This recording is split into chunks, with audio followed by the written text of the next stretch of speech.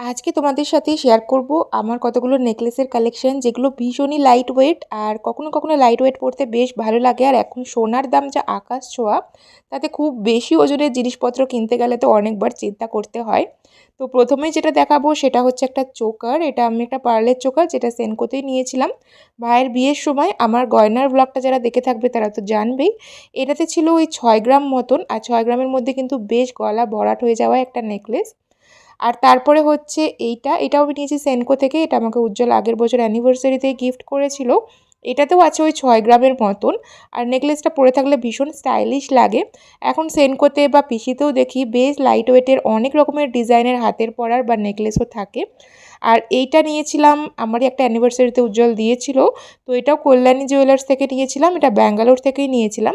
তো এটাতে 7 থেকে 8 গ্রামের মধ্যেই ছিল। এটাও লাইট ওয়েটের, বাট দেখে একদমই বোঝা যায় না, ভীষণ গলাটা ভরাট হয়েই থাকে।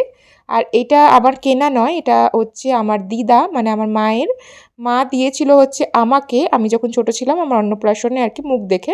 তো আবার আমার মা তোজোকে দিয়েছে তোজোর মুখ দেখে। তো এটাও কিন্তু ভীষণই লাইট ওয়েটের মধ্যে, আর যেহেতু টার্সেল দেওয়া আছে সেজন্য লেন্থটা বাড়িয়েও পরা যায়। তো এই হচ্ছে আমার হালকা ওজনের নেকলেসের কালেকশন।